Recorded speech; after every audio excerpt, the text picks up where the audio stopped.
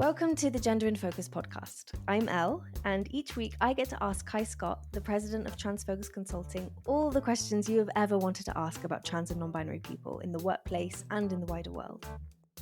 A lot of people misunderstand. They think that stepping up is kind of somehow bigger or better than stepping aside. But I actually think both are equally important. And stepping aside is so powerful sometimes. Allyship is patient.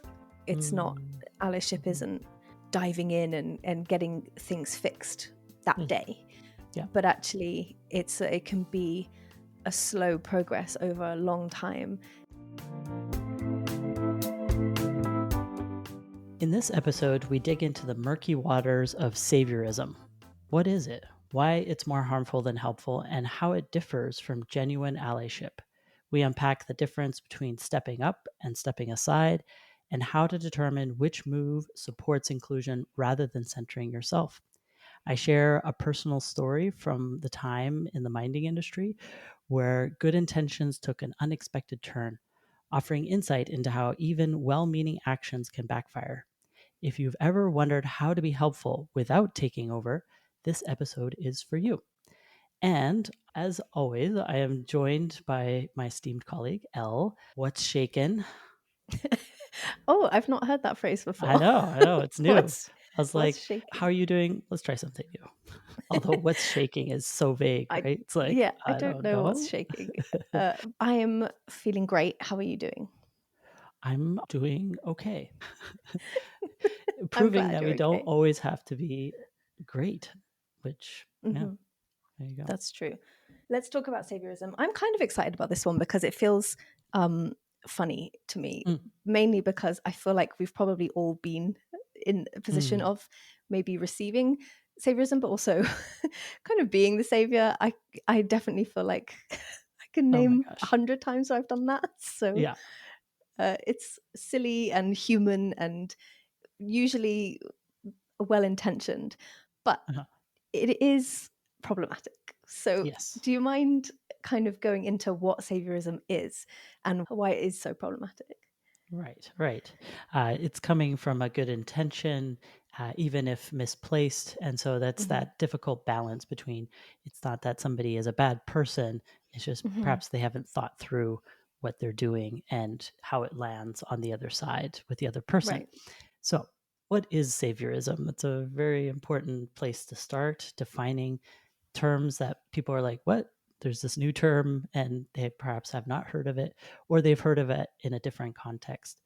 But it's essentially when somebody, usually, as we mentioned, coming from a good place, steps into a situation and either has their own conception of what needs to happen and kind of imposes that on the situation, or can be overly inclusive in ways where that's not what the other person needs or wants and hasn't kind of taken account of that or considered it, and is kind of a bit of a bull in a china shop where it's just kind of bumping into things and misplacing their efforts and can unintentionally cause harm, or at the very least, frustration and annoyance on the other side. It can look like over apologizing as well. Sometimes people are pretty self-conscious of the mistakes that they make and can then kind of overdo their apology by, making it about them, essentially. And so this kind of a bit of a reverse Uno situation, if you know the card in Uno that reverses things. So, yes, perhaps another person has experienced a challenging situation, but that person then reverses it and the focus is back on them. And so that's some of the dynamic that's at play in Saviourism and why it isn't great. What's the difference then between being a savior and being an ally? Because most saviors are allies, or they're trying to be allies. They're Sure. developing allies. So what is the actual difference? Yeah, I think it comes down to confidence. So when somebody is in a savior mode, they're usually pretty anxious, wondering if they're doing the right thing, or perhaps overdoing it and not thinking it through or reading the cues, right? Right. And for an ally, they have some knowledge of what is valuable to do in a situation, have a few things at the ready, but are actually trying to be in tune with the other person that is facing the challenge, the actual challenge, to see Mhm. what it is that they actually need or want, uh, asking them if it's appropriate in that moment, um, or coming with ideas, but also open to their ideas, right? So it's more of a collaborative effort than it is Mhm. about, I know what's best and I'm going to kind of make that happen.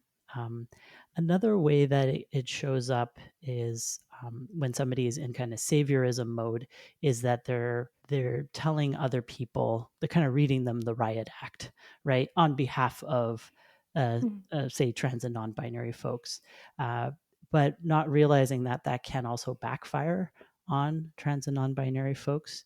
That even again they're trying to kind of stand up for trans and non-binary folks, but by virtue of how they do it, that can land it flat, and Mhm. also the consequences of that are not borne by the person saying those, by the savior in that instance. It's borne actually by the trans and non-binary folks, because they'll be like, well, you know, trans people, they expect too much or they want special treatment, and Right. they've got people kind of up in arms and being mean to us, you know, that kind of, you know, misunderstanding of the situation. Mhm. So those are some of the dynamics at play. But my kind of baseline understanding or distinction between the two is what level of confidence somebody has and Mhm. how they apply that, right? And if you feel like you have too little or too much confidence, that can put you closer in the savior camp versus just being confident Mhm. and also open to what the trans and non-binary needs are in that moment.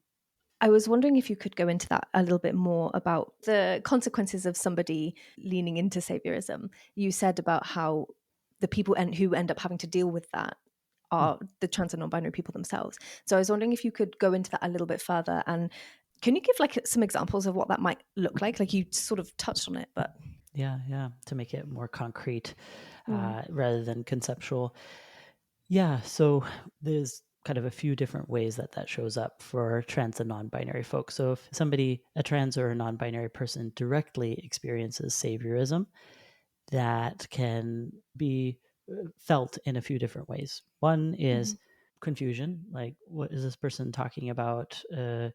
They're not kind of attuned to me or what's happening in the situation. Another is frustration, to be like, I'm not asking for this, I'm needing something else, right? There can be a kind of quiet wanting to distance oneself from this kind of very strong energy that somebody who's exercising saviorism is exhibiting. And that can be very off putting for many trans and non binary folks, to the point where may not want to like really be close to this person mhm, because they're missing the mark. It can mean things where some trans and non-binary folks will say something, be like, "That this doesn't work for me, what you're doing or mhm, saying," or you think you're trying something, or you're trying to be an ally, but you're not, right?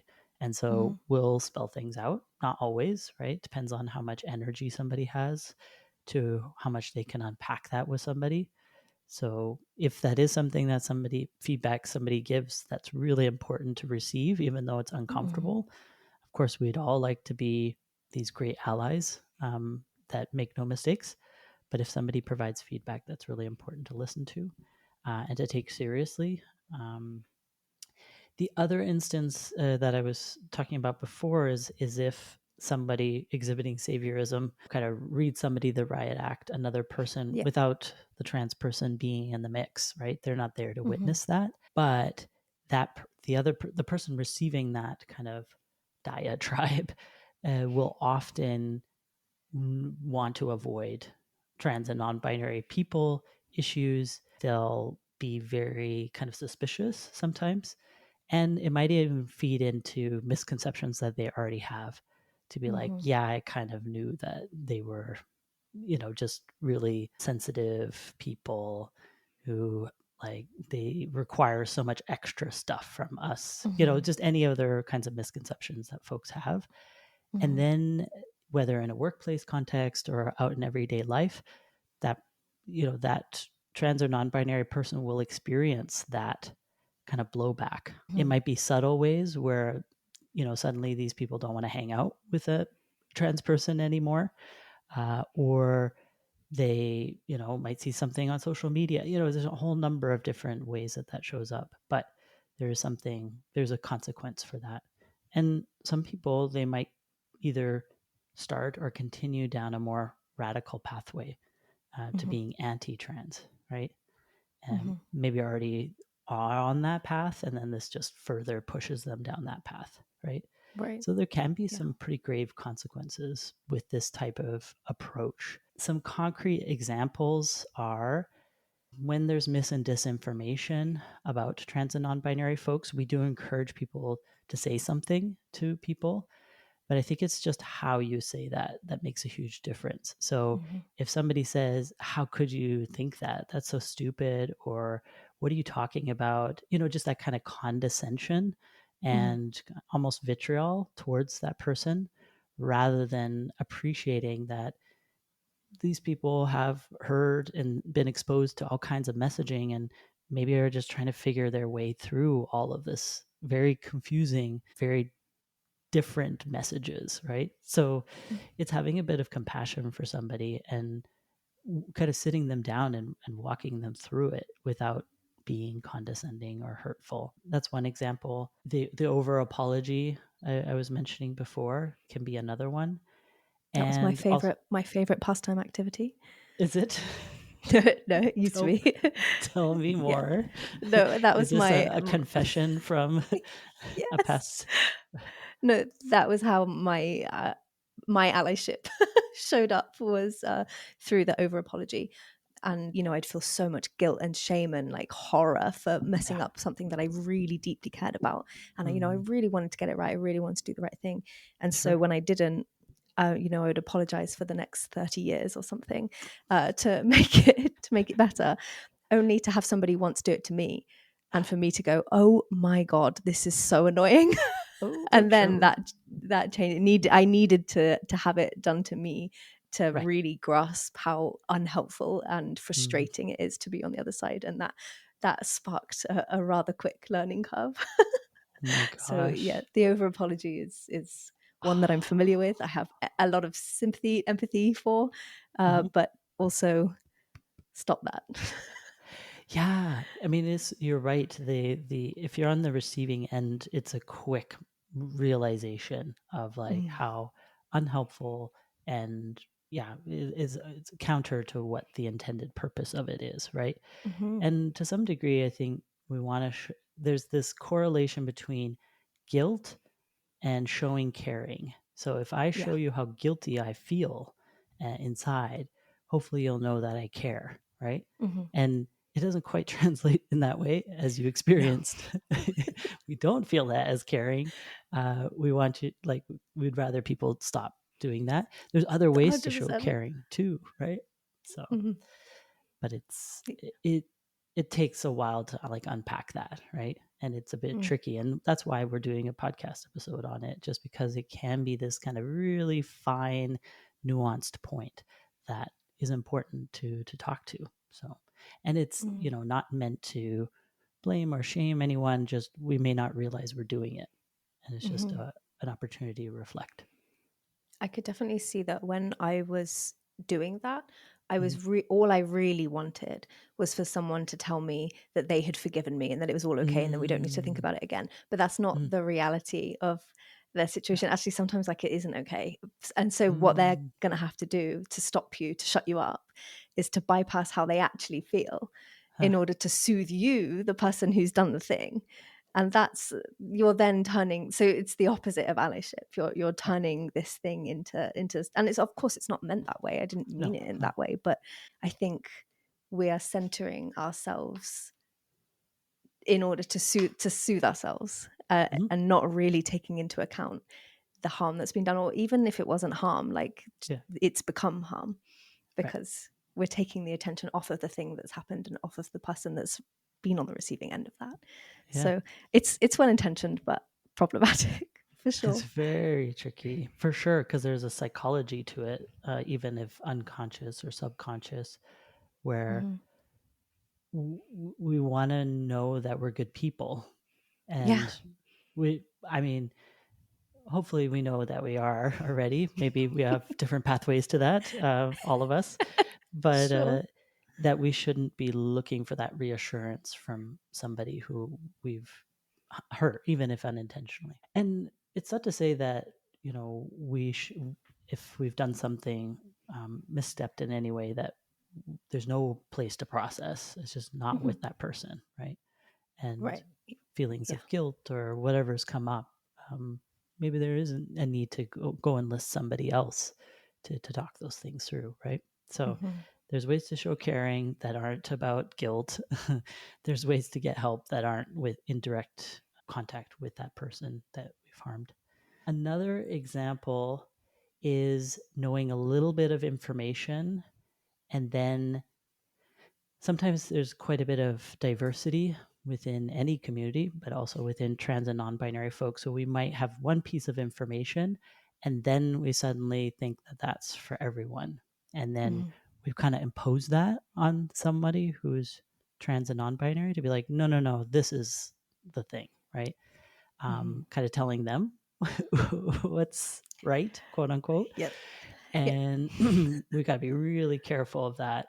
And that doesn't just happen in the trans and non-binary communities. I've seen that happen within Indigenous circles, where somebody has some familiarity with an Indigenous culture or practice, and then we'll start to tell people within that practice or that nation what's up. And I'm like, whoa, Oh God.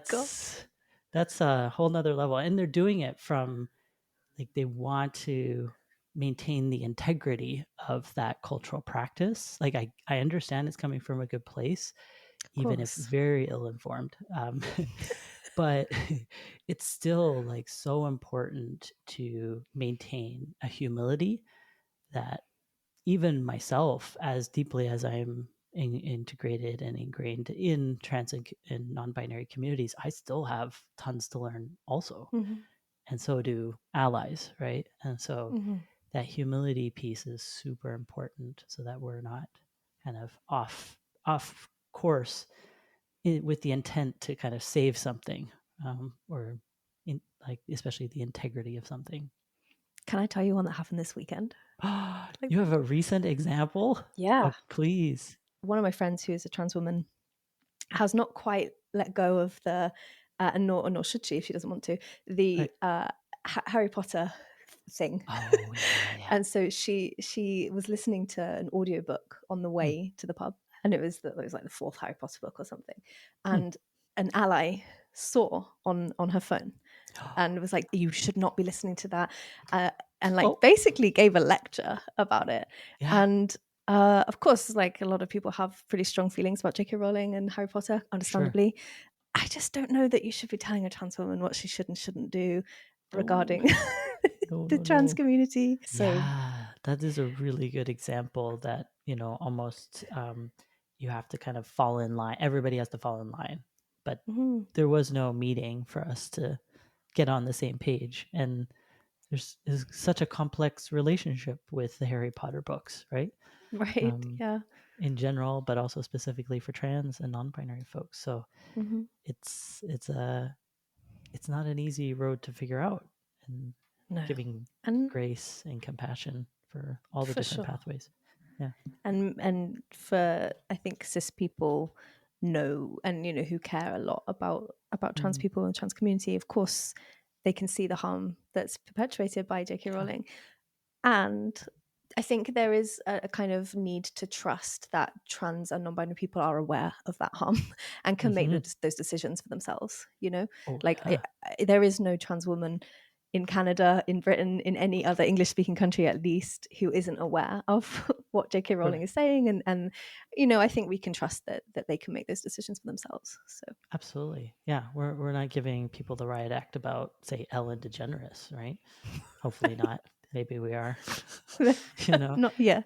But sometimes Maybe. we can get some parallels so that people can understand, to be like, oh yeah, that'd be kind of gross if Mm. somebody did that to me on another topic, right?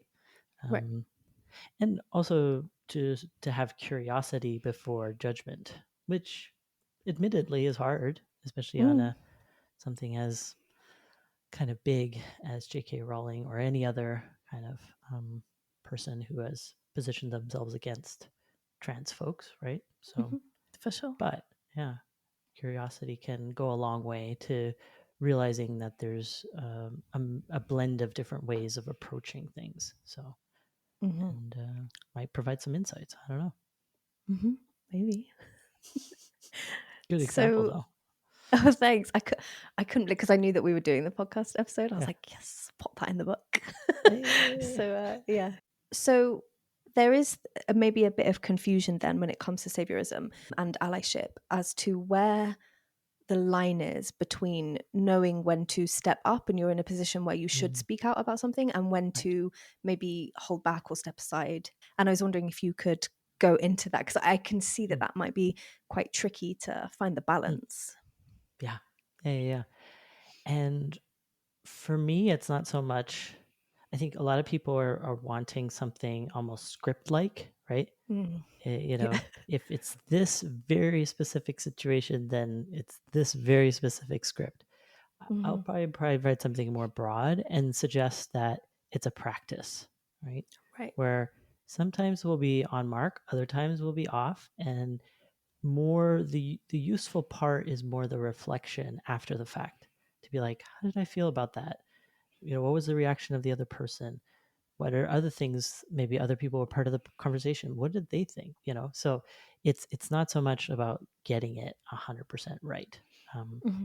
I say that as much for trans and non-binary allies as much as myself as an ally of other people, because as soon as I want 100% perfection, I'm gonna fail and it's gonna be miserable for everybody.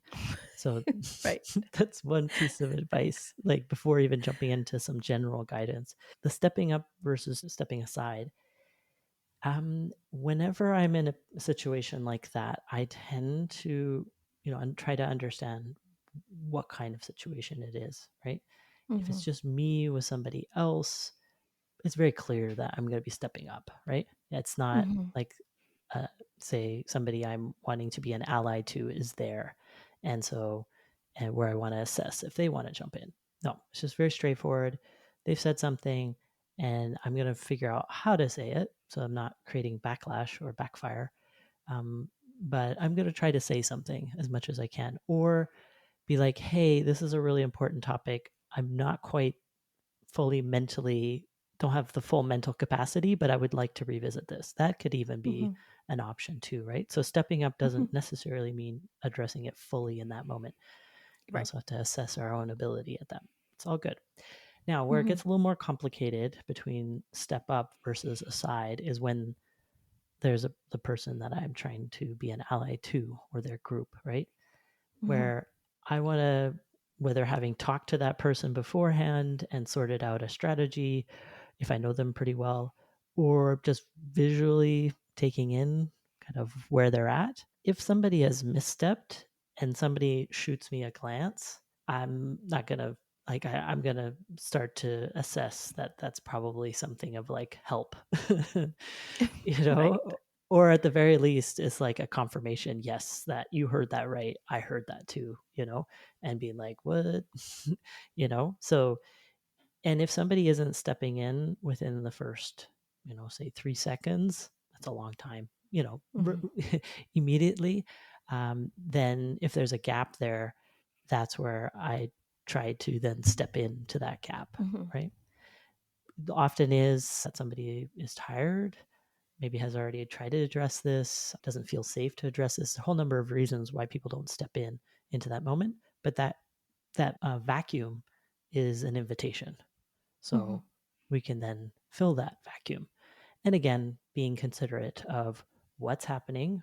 If this is a meeting during a workplace situation where it's real tense, and, it's probably not a good opportunity to go into the depths of the issue at that moment, but enough Hmm. to flag it, to say, hey, I've noticed this has happened. I know we can't get into it right now. I think we should revisit it. and let's talk about it tomorrow, whatever. Name a time scale. But if it's just, say, the three people, then it's much easier. But again, if it's a boss versus, the trans person is a frontline staff, you want to be sensitive to that dynamic Yeah, as of well, right? course. But where somebody starts to jump in, it's probably not at the time and place. So Mm. if that trans and non-binary person wants to address it themselves, then I'm more in a step aside stance of like, if they turn to me and are looking for some sort of, bolstering of what they said, then that might be another additional, but it's more to underline what that person has already said rather than adding a bunch of new stuff, right? Mm-hmm. So there's that. There's the looping back to the person that has been harmed after the fact to see if there's more things that they want beyond the interaction that has happened. So that's more of a step aside in the background, but it's Mm-hmm. still very powerful. And I think a lot of people misunderstand. They think that stepping up is kind of somehow bigger or better than stepping aside. Mm-hmm. But I actually think both are equally important, and Yeah, for stepping sure. aside is so powerful sometimes. Yeah. And it doesn't mean inaction, right? It just means No. a kind of more backgrounded action. It's very, I think it can be very empowering. And I think, like, if Mm, that's the goal, is to be an ally to the group of people, mm, whoever it is that you're supporting, to empower them by being supportive, but not taking up the space that's not for you, is a really beautiful way to be an ally. I think it's mhm. like super powerful. Absolutely. Yeah. So well put that you have to think about what's the objective of my Mm-hmm. support. And it truly is for folks to feel safe, confident, ready to be able to take action and be Mm-hmm. heard in that action. And sometimes if something hasn't quite landed, a step aside action might be go back to the person who made the mistake and be like, hey, just check in and see how that landed for you. And if that Mm-hmm. person maybe hasn't absorbed or digested it, to re-emphasize what that trans or non-binary person said, right? Mm-hmm. Because that can be some of the background work that can be helpful. But yeah, it is truly. Hopefully, most places could allow that. Sadly, we do see situations in which people don't feel safe or Mm-hmm. able or ready to do that, in which case For there is sure. an important role for allies to play. But I Mm-hmm. advise to talk about it beforehand, because then you get the most clarity about what somebody's specific needs are. And more often than not, trans and non-binary folks are fairly clear. No, I'd like to handle it on my own. Thank you for offering. Or like, I am so beyond exhausted in this workplace or this situation. Sure. Please step in. Mm-hmm. Or they might say, hey, it might vary. And so you come up with a secret symbol or signal that you send each other to be Yeah. like, if I tap my nose 3 times, like, okay, that's a little obvious. But If I do an eagle cry, then you do ah, yeah, yeah, it. like, whoa, that's very Sure. intense. But something where you can know between the two of you that help would be welcome. So you said something a bit earlier that I really loved, which is about kind of leading with curiosity rather than judgment. Mm, And I think that that's a super powerful way to do this sort of stepping in. A lot of mm, people feel like stepping in does look like, maybe not reading the Riot Act, but does look like being a sort of, for mm, want of a better word, a bit aggressive about it. But mm, and the way that that can backfire. Allyship is patient. It's not, mm, allyship mhm, isn't diving in and getting things fixed that mm. day, Yeah. but actually it can be a slow progress over a long time. And the thing that always makes me, I always think of, I can't remember his name, but there was this guy Mm. in America. He's a black guy, and Oh he, over a yeah. period of time, slowly made friends with individual members of the KKK. And he's Hmm. responsible for like 200, 300 KKK members, like disrobing. Yeah. And it's, that is that Yeah. slow Mm, humanization of the community that you're trying to protect is a mhm, really beautiful thing. And I wanted to mm. get you to talk about that. Yeah, is that yeah, is that possible? absolutely. Yeah, absolutely. And yeah, I'm glad you teased that thread out, because we are so action oriented, at least in the West, and Mm, like fix a problem and do it stat and right. preferably yesterday vibes, and Yes. certainly there are grave issues at hand, right? So the sense of urgency is not misplaced, right? Hmm. But in the day-to-day interactions with each other, like one-on-one or in small groups, those do need to well, okay, I say need, right? But Mm, who am I? I? I have found the most effective, and I've tried all the strategies, mind you. The high right. pressure, reading the riot act and finger pointing, and I've done that. I've done that in For spades. sure. However, I found that didn't move much, if anything, retraction, right? And so upon reflection, I have found more effective and connective too. Like it feels good for me too when Hmm. I am calm, kind, gentle. Doesn't mean that you're not saying, hey, that's not cool, right? Hmm. It is still being direct, but just how is really helpful. And that we don't have to get it all done at once. It's not like we're getting performance reviews on our allyship, right? So it's not like, okay, what are my Right. stats for this month, right? Like there's none of that. So take the time to be with somebody in their not knowing or misinformed or whatnot. And we've been doing interviews and focus groups and with allies, and one of the like lovely ideas has been have meals with folks. It sounds really Hmm. simple, and I think Hmm. we want maybe sometimes something more grand. Yeah. But it is just these seeds that are planted that bear fruits at different times. Everybody's contributing some seeds. It's not just one person, the Hmm. ally. That's another feature of saviorism also, right? It's that I am going to be the one, right? When it's actually a composite of people. Like there's a lot of people contributing to us, getting up to speed, myself included, on other equity issues, right? Like I've had a lot of Hmm. contribution from different types of people saying things in different ways that connect internally to whatever, framing or thinking I have, right? Yeah, for Um, sure. so I think this don't need to fix it one day. It's usually patience over time, like you were Hmm. describing. And that really, and the curiosity being a key driver in that. Like, what do you mean by that? Not in a Hmm. like throw it back at them, but just more like, where's that coming from? And Yeah. actually, that kind of thing in dialogue with people who have very different thoughts on all kinds of matters has unlocked things that are beneath the initial statement, because there's a lot of things that people are not saying outright.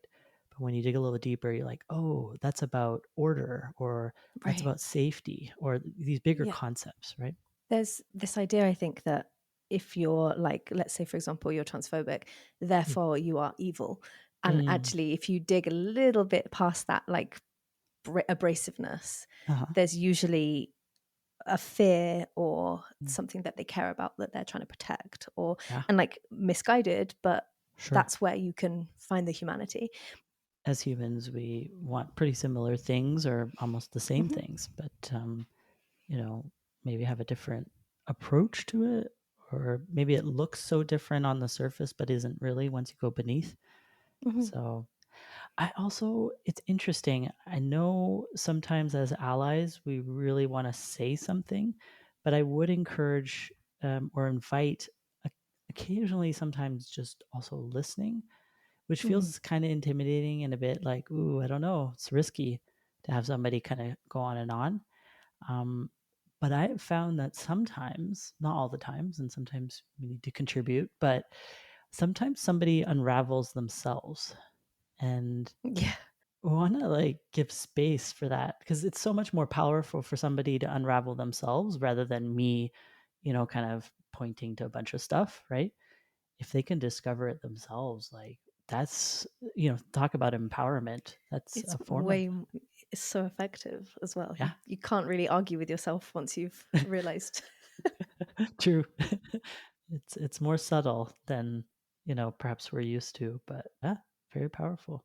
Just have somebody come to their own realizations. Mhm. Yeah. So there's many different pathways, right? So, Kai, you mentioned at the beginning, and I think it would be remiss of me Mm, not to bring it up, which is your own story of saviorism. absolutely. Yeah.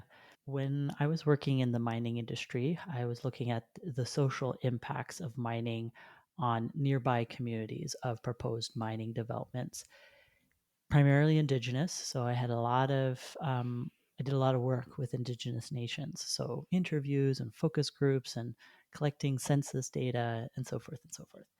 So I was often in communities, you know, interviewing, and I thought was doing a really good, I was doing good work, right? Mm. And thought very highly of myself. And, it's not that I was doing bad work, but now I have a much more nuanced view Right. of what I was doing, right? Working for mining companies to inform a proposed, environmental assessment, yada, yada, yada. Anyways, that's a whole nother podcast for that nuanced view. But obviously, many Indigenous community members were not excited that I was there. Um, and there was a disconnect between me thinking I was doing good work and them not wanting to provide information. Right. And it's not that I ever was pushy, or I was very sensitive to, if people don't want to provide information, they don't. But, I had this air of, doing the right thing. And whether communicated through words or, how I showed up, it was pretty obvious that, and, that was very hurtful to many who these were their sacred lands. Mhm. Whether they, berry picked or hunted. And now this, I was a part of an effort to change that land in very significant and harmful ways. And yeah, I once, well, not even once, a few times, got told off. And basically, like, you're not here to help us, don't even Mhm. try to pretend, right? And that was hard to hear, right? Because in my 20s, I was very idealistic. To some degree, I still am pretty optimistic. But yeah, that was painful to hear. But I did take it to heart, Mhm. and started to reflect more deeply on the dynamics, the power imbalances, and came to a better understanding. Now, it wasn't overnight. Right. It's not like I suddenly saw the light and was like, thank you for showing me the way. But it did start to unpack that saviorism that I had. I thought I was there to, you know, make things better for them. And that was very much not the case. And, whether it was culturally, or linguistically, even economically, right? Mhm. So that was jarring, but necessary. Right. That, and it was the beginning of an awakening that ultimately I shifted away from that type of work. So, Mhm. yeah, it was good to hear that, even though it was difficult in those moments where it happened. Well, thank you for sharing it because I Mm. think that a lot of people feel like someone who is within, let's say, an equity group, but also like you're in a position of having a lot of knowledge about that. It's your job to teach people Mhm. about that. So the idea of you also like not being a perfect ally all the Mm. time to other groups is, I think, maybe quite powerful to see that it's Right. not, True. you're not just like, it's not this fountain of knowledge and then that's where it Mm. ends. Like there's always learning for no matter who you are. Yeah, and those things are sometimes even hard won, right? The, Mhm. in difficult pathways. And of course, I'm very deeply grateful for those people taking the effort, right? Mhm. As of course, it takes a lot of effort to tell somebody, hey, Yeah. you're off base, way off base. And so, Mhm. um, in so many words, but yeah, and that we all have our own kind of allyship journeys that deepen and grow if we allow them to, too, right? There has to be a degree of openness to Yeah, for receiving sure. that information. It's like, because we all want to be the good guy or the good Mhm. people, right? So, Mhm. for me, it's like, what do you mean I'm not the good guy? I mean, obviously, baseline good person, but, Of you know, course. complex actions Yeah, and nobody right. really does things thinking that they're the baddie in someone's story, I would imagine. Exactly, the villain. Yeah. Yeah. Well, that's fair.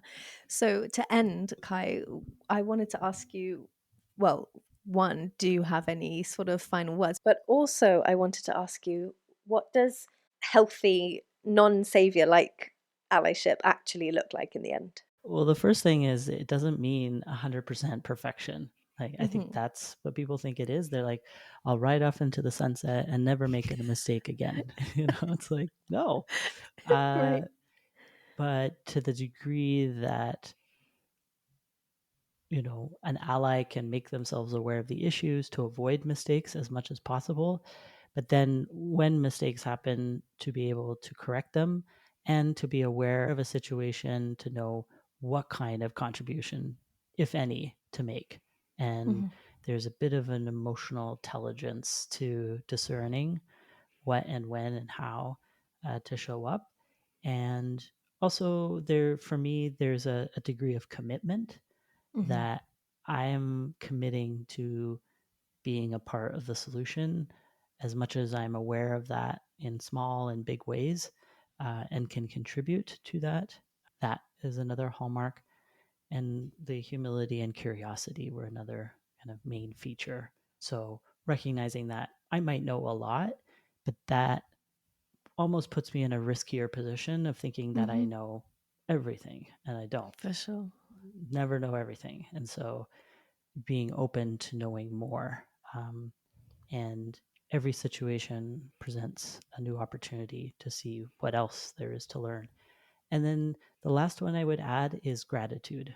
So anytime somebody takes time to share something personally with me, I feel very grateful for that and not entitled to it.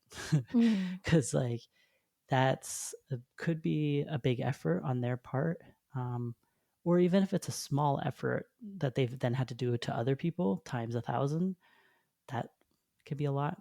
Anyways, so Mm-hmm. I just always want to be grateful. And can you think of any other No, that features? the big one is curiosity over judgment. That would be like my ultimate. Okay.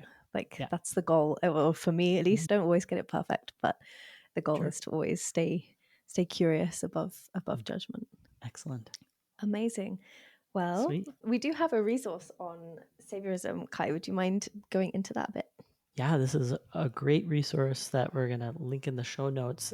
Basically, going back to the definition, what's the difference between Saviourism and allyship, which we spoke to briefly in this podcast, but kind of reiterate within the allyship. There's different types of things that one can do, and knowing the difference, right? We talked about step up and step aside, but there's also step down, which we didn't talk about. And then really great examples just to illustrate some of what we're talking about in terms of trending more towards the effective allyship side of things rather than resorting to saviorism. So hopefully that will help with everyday actions or being open to feedback, lifting up trans voices and things like that. So yeah, really helpful resource. It's 3 pages, so nice and crisp for y'all to continue your learning endeavors. Thank you so much, Kai. This has been super interesting. Yeah, absolutely. I've also enjoyed thinking it through and teasing out some of those nuances that often can be a bit perplexing, but hopefully we've demystified some of it, and always curious to hear more, right? Obviously the two of us know some, but not everything, and curious to hear from people who are listening to the podcast if there's any other things that you all can think of that are important to tease out the difference between allyship and saviorism. Mm-hmm. If you have any thoughts, you can email us at podcast@transfocus.ca. So, yeah, looking forward to hearing from you and see you next week.